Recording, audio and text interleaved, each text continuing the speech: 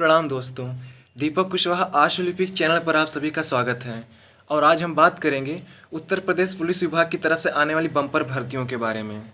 तो सबसे पहले हम बात करेंगे 1300 पदों पर जो मिनिस्ट्रियल स्टाफ की भर्ती आ रही है उसके बारे में। फिर उसके बाद बात करेंगे उप निरीक्षक यानी जो दरोगाओं की बम्पर भर्ती आ रही है उसके बारे में। तो अभी पिछले महीने ही पुलिस विभाग की आधिकारिक के वेबसाइट पर एक संक्षिप्त विज्ञप्ति जारी की गई थी जिसमें ये बताया गया था, मतलब कि मिनिस्ट्रियल स्टाफ के बारे में, कि कौन कौन से पदों पर भर्तियां आ रही हैं और उनमें पदों की संख्या कितनी है। तो उतनी समय जो पद थे तो वो तो थे ही, अब पदों की संख्या बढ़ गई है। तो अब उप निरीक्षक गोपनीय यानी कि एसआई स्टेनो के कुल 327 पद हो गए हैं।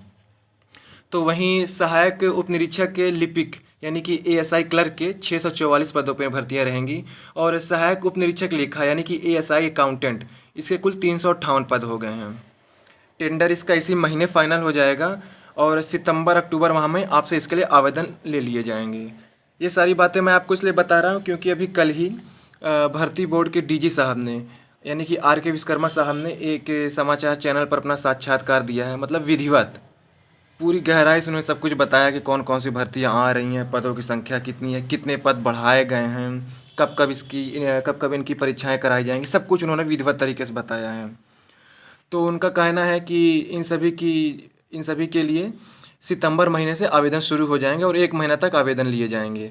दिसंबर में लिखित परीक्षा करा दी जाएगी और जनवरी फरवरी संभवतः फरवरी महीने में टाइपिंग और शॉर्ट हैंड की भी परीक्षा कराकर 31 मार्च के पहले इसका परिणाम भी घोषित कर देंगे। और फिर दरोगाओं की भर्ती के बारे में उन्होंने कहा कि अभी पिछले मतलब कि अखबारों में चर्चा थी कि लगभग 6000 पदों पर भर्तियां आ रही हैं। तो डीजी साहब ने पक्का कर दिया है कि 6000 ना होकर अब 9494 पदों पर ही भर्तियां आएंगी, यानी कि कुल दरोगाओं का पद अब 4994 पद हो गया है। तो उन्होंने कहा कि अभी 2 दिन पहले ही मुख्यमंत्री साहब ने 3000 पद और बढ़ाने के लिए स्वीकृति प्रदान कर दी है, तो अब कुल ये 9694 पद हो गए हैं। तो इसका भी टेंडर इसी महीने फाइनल हो जाएंगे, ऐसा डीजी साहब का कहना है। और इसके लिए भी सितंबर अक्टूबर माह में आवेदन शुरू हो जाएंगे। और जब एसआई मिनिस्ट्रियल मतलब कि एसआई स्टेनो और एसआई क्लर्क वगैरह की जब परीक्षा हो जाएगी दिसंबर महीने में, तो उसी के 15 या 20 दिन बाद ये क्या कहते हैं दरोगाओं की भी परीक्षा करा लेंगे। अब इतनी तेज़ी से ये सब कुछ बता रहे हैं, मुझे नहीं लगता कि ऐसा कुछ होगा। खैर कोई बात नहीं, जहाँ 3 सालों से कोई भर्तियाँ नहीं आई हैं तो भर्ती आ जाए, यही बहुत बड़ी बात है। बाकी तो चलता रहेगा सब। 2022 में चुनाव है तो अब ये तेज़ी कुछ ना कुछ दिखाएंगे भले ही। और उन्होंने एक चीज़ और कहा है 2011 और 13 जो सिपाही भर्ती है उसके बारे में। अच्छा हाँ, सबसे ज़रूरी बात उन्होंने ये कही कि ये जो वेटिंग लिस्ट के बारे में लोग कोर्ट में याचिका दायर करते हैं, तो उन्होंने कहा है कि किसी भी भर्ती बोर्ड, चाहे अधीनस्थ सेवा चयन आयोग हो, शिक्षा आयोग हो या कोई भी बोर्ड हो, चाहे इनका पुलिस आयोग खुद का, किसी भी भर्ती बोर्ड में किसी की भी नियमावली में या किसी में शासनादेश में इस बात का जिक्र नहीं है कि वेटिंग लिस्ट जारी की जाए। जो लोग व्यक्तिगत उच्चतम न्यायालय में जाकर रिट दायर करते हैं, केस करते हैं, तो अगर वहाँ से आदेश मिल जाता है तो उसकी वेटिंग लिस्ट जारी की जा सकती है। लेकिन नियमावली में कहीं इस बात का जिक्र नहीं है भर्ती बोर्ड के कि हाँ वेटिंग लिस्ट जारी ही की जाएगी। तो इन्होंने बहुत रोचक चीज़ बताई है। और उन्होंने कहा है कि इस वित्तीय वर्ष मतलब कि अगले वित्तीय वर्ष में 31 मार्च के पहले तक में सारी ये प्रक्रियाएं पूरी करा लेंगे। तो ये तो हो गई सतही तौर पर जानकारी। अब बात कर लेते हैं सभी की शैक्षणिक योग्यताओं के बारे में। तो सबसे पहले बात करते हैं एएसआई स्टेनो पद के बारे में। तो इसके लिए जैसे मैंने अपनी पिछली वीडियो में भी बताया था, तो लेकिन आप लोग वीडियो देखते हैं कहाँ हैं। वीडियो देखते होंगे तो आप लोग की आंखों में दर्द होता होगा, मोबाइल हाथ से उठाते तो आपके नाजुक हाथों में भी दर्द होता होगा, मैं समझ सकता हूँ। तो ठीक है, आप लोग वीडियो चालू करके मोबाइल बगल में रख दिया करिए, आराम से आवाज़ सुना करिए। आवाज़ हालांकि उतनी अच्छी नहीं है लेकिन फिर भी क्या जा रहा है, सुनने में क्या जा रहा है, तो आप लोग सुन लिया करिए और वीडियो पूरी देखा करिए। क्योंकि जब आप लोग पूरी नहीं देखते ना तो बीच बीच में जो जानकारी रहती छूट जाती, फिर आप लोग वही कमेंट में परेशान होते हैं बार बार यही पूछ के कि ये बताइए बताता तो हालांकि मैं सबको हूँ, लेकिन फिर भी अब अगर एक ही चीज़ कोई बार बार पूछेगा तो फिर गुस्सा आती ना, क्या कितने लोग को टाइप करके बताऊँ। और वही चीज़ बार बार हिंदी में टाइप करना रहता है। मैं हिंदी का बहुत बड़ा प्रेमी हूँ, इंग्लिश में है नहीं जल्दी टाइप करके बता दूँ। तो इसीलिए आप लोग थोड़ा वीडियो देख लिया करिए पूरी। हाँ, तो सबसे पहले बात करते हैं एसआई स्टेनो। तो इसके लिए आपको स्नातक होना ज़रूरी है। या तो इसके समकक्ष भी जो रहेगा, समकक्ष में क्या मांगते हैं ये वही जाने। तो स्नातक आप बीए बीएससी कुछ भी रहेंगे तो आप इसके लिए आवेदन कर सकते हैं। और शॉर्ट आपकी इसके लिए 80 शब्द प्रति मिनट मांगी गई है। शॉर्ट आपकी सिर्फ हिंदी है, इंग्लिश वाले इसके लिए आवेदन नहीं कर सकते हैं। तो उसके लिए आपकी 80 शब्द प्रति मिनट की गति अनिवार्य है।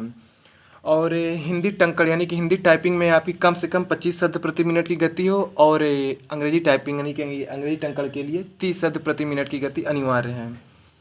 और सबसे ज़रूरी बात, पहले ओ लेवल की अनिवार्यता थी, अब ओ लेवल ख़त्म कर दिया गया है। यानी कि इसके समकक्ष में अगर आपके पास 1 वर्षीय कोई भी कंप्यूटर एप्लीकेशन का प्रमाण पत्र है, यानी कि आपने कोई भी ऐसा कंप्यूटर कोर्स किया है जो 1 वर्ष की अवधि का है, तो वो ओ लेवल के समकक्ष है, ओ लेवल के मान्य है।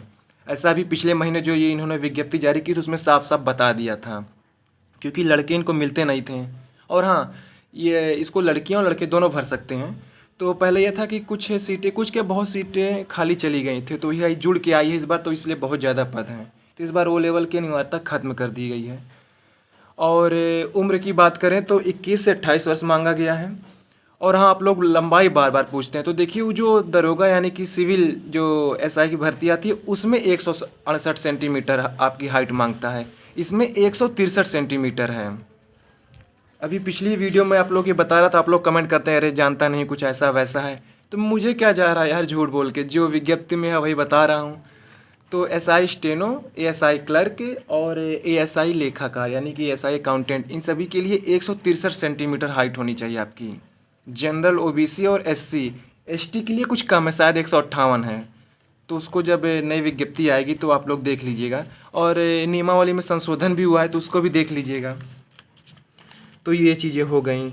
और ओबीसी वालों को 5 वर्षों की छूट दी जाएगी, तो आपको भली भांति पता ही होगा।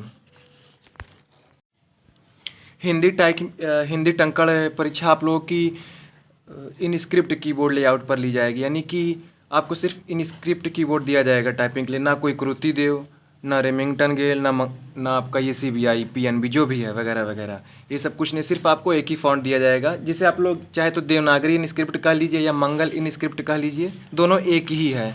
तो टाइपिंग आपकी सिर्फ इसी फॉन्ट पर होगी, बाकी इंग्लिश के लिए तो पूरी दुनिया में एक ही फॉन्ट है। तो इसी तरीके सहायक उपनिरीक्षक के लिपि के, उसका भी सब कुछ इसी तरीके है, उसमें भी स्नातक की अनिवार्यता है।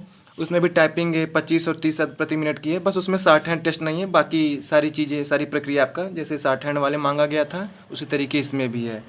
लेखा वाले में ये है कि आपको वाणिज्य से स्नातक होना है या फिर लेखा शास्त्र से। और हिंदी टाइपिंग इसमें आपकी बहुत कम, यानी कि 15 शब्द प्रति मिनट मांगी गई है। इन सभी तीनों पदों के लिए याद रखिए टाइपिंग कीबोर्ड आपका सिर्फ इनस्क्रिप्ट कीबोर्ड ही होगा और कुछ भी नहीं मिलेगा। अब बार बार आप लोग चाहिए कहिए कृति देव नहीं है, रेमिंगटन गेल नहीं है, PNB नहीं है, तो बेवजह ये बातें कर कोई मतलब नहीं है। तो इसीलिए जिनकी मतलब जो अभी टाइप करते थे कृति देव पर, तो वो अभी इनस्क्रिप्ट चालू कर दें, क्योंकि इतनी बड़ी बम्पर भर्ती यार इससे पहले नहीं आई है। तो ये तो हो गया मिनिस्ट्रियल स्टाफ भर्ती के बारे में। तो अब बात कर लेते हैं आखिरी में जो दरोगाओं की भर्ती आ रही है। तो इसमें कुल 9,494 पद हैं और इसके लिए भी स्नातक की अनिवार्यता है। आप BA BSc कुछ भी किए हों तो आवेदन कर सकते हैं और इसमें भी 21 से 28 वर्ष उम्र होनी चाहिए। अब उम्र की गणना ये किस महीने से लेते हैं वो तो विज्ञप्ति में आएगा, जब इसका विज्ञापन जारी होगा तो उसी में पता चलेगा। लंबाई देखिए इसके लिए जनरल OBC और SC इन सभी के लिए 168 सेंटीमीटर है, तो वहीं शायद ST के लिए 158 है। बाकी मिनिस्ट्रियल स्टाफ के लिए 400 अंकों की परीक्षा उसमें भी है, 400 अंकों की परीक्षा इसमें भी है, मतलब कि दरोगा ये जो नागरिक है इसके लिए और मिनिस्ट्रियल स्टाफ यानी कि SI स्टेनो वगैरह के लिए। बस अंतर ये है कि इसमें दौड़ भाग है, उसमें दौड़ नहीं है, उसमें सिर्फ शॉर्ट हैंड और टाइपिंग टेस्ट है, इसमें तो फिजिकल भी है, तो अंतर इतना ही है। तो बाकी ठीक है, जैसा कि DG साहब ने कहा कि अगले महीने इसका विज्ञापन जारी होगा, तो इंतज़ार करते हैं। अब उन्होंने कहा है तो विज्ञापन जारी ही होगा, तो ठीक है, आप लोग अपनी तैयारी में लग जाइए। और हाँ, ये जो अधीनस्थ सेवा चयन आयोग है, इलाहाबाद हाई कोर्ट है, तो देखिए अभी पिछले ही रविवार को ये B.Ed वालों की परीक्षा हुई है, तो अब धीरे धीरे अब सभी आयोग विभाग जो भी हैं जिनकी जिनकी परीक्षाएं लंबित है वो अब सब कराएंगे। अभी 16 तारीख को खंड शिक्षा अधिकारी लोक सेवा आयोग की परीक्षा लगी हुई है, जिस पर आज कुछ अभी निर्णय आना है। शायद जब तक आप लोग वीडियो देख रहे हो निर्णय आ भी चुका होगा कि परीक्षा होगी या नहीं, तो जहाँ तक संभवतः हो जाएगी। नहीं भी होती तो अब धीरे धीरे सारी परीक्षाएं अब चालू होंगी। और अधीनस्थ भी अगले महीने या इसी महीने के आखिरी तक से शायद स्टेनोग्राफर का परिणाम घोषित करने वाला है। और भी जो परीक्षाएं लंबित थी तो उसका भी मतलब कि जो परिणाम लंबित थे उसका भी वो परिणाम घोषित करने वाला है। और इलाहाबाद हाई कोर्ट भी बहुत जल्द ही स्टेनो और क्लर्क की और ग्रुप डी की भर्तियां देने वाला है। विज्ञापन बन के तैयार है, बस न्यायाधीश साहब का उस पर हस्ताक्षर होना है। तो अब पता नहीं इनका क्या दिमाग में चल रहा है। एक तो महीने में 20 दिन बंद ही रहता है उच्च न्यायालय। तो ठीक है, उसका भी इंतजार करिए, भर्तियां आएंगी। 2022 का चुनाव है, इनके पास समय है नहीं ना के बराबर। अब ये 5-6 महीने बचा, ये ऐसे ही निकल जाएंगे कोरोना के बहाने। तो भर्तियां अब आएंगी ही आएंगी। और विधानसभा सचिवालय और विधान परिषद सचिवालय से मैं ये जो आपको आखिरी में बता रहा हूँ, इन सब सारी चीज़ों पे मैं वीडियो पहले बना चुका हूँ। देरी सिर्फ इसीलिए हो रही है, कोरोना का बहाना पाए हैं ये। तो ठीक है, अपना ये संयम भी बरत रहे हैं कि फैले ना, ज़्यादा से ज़्यादा लोग इससे ग्रसित ना हो। ठीक है, जो भी चल रहा है, लेकिन ये सारी भर्तियाँ आएंगी। 1-2 महीना और देरी सही, लेकिन सारी भर्तियाँ आएंगी। ये भर्तियाँ रोक नहीं सकते। जवाब क्या देंगे 2022 में? किस मुँह से चुनाव लेंगे कि राम मंदिर बनाए भैया इसीलिए? मतलब घंटी ही बजाए हैं लोग, नौकरी वोकरी ना करें, कमाए धमाए ना। अरे अयोध्या जाने के लिए भी सोचिए पैसा चाहिए जो बेरोजगार है। ऐसा नहीं है कि जिसको अयोध्या जाना है कि इलाहाबाद से ट्रेन बैठो भैया सीधे अयोध्या, वहाँ लड्डू भी चढ़ाओ, अगरबत्ती भी जलाओ। ठीक है, हम लोग भगवान में आस्था है, अच्छी बात है, लेकिन अब भर्तियाँ भी तो निकालिए। अब 32 सेकंड मुहूर्त निकाल के आपने पूजा करा दी और 32 महीना हो गया भर्ती नहीं निकाल पाए, तो सब चीज़ें फिर सोचनी पड़ जाती हैं ना। हम लोग के लिए भर्ती सब कुछ है। पैसा आएगा तभी हर चीज़ होगा, मान सम्मान बढ़ेगा, रिश्ते नाते रिश्तेदार भी इज्जत करेंगे। तो भर्ती से सब चीज़ें जुड़ी हुई होती हैं। तो ठीक है, आज की वीडियो में बस इतना ही। और हाँ, वीडियो को ज़्यादा से ज़्यादा शेयर करिए और चैनल जो नए भी लोग हों उस चैनल को सब्सक्राइब जरूर कर लें। धन्यवाद।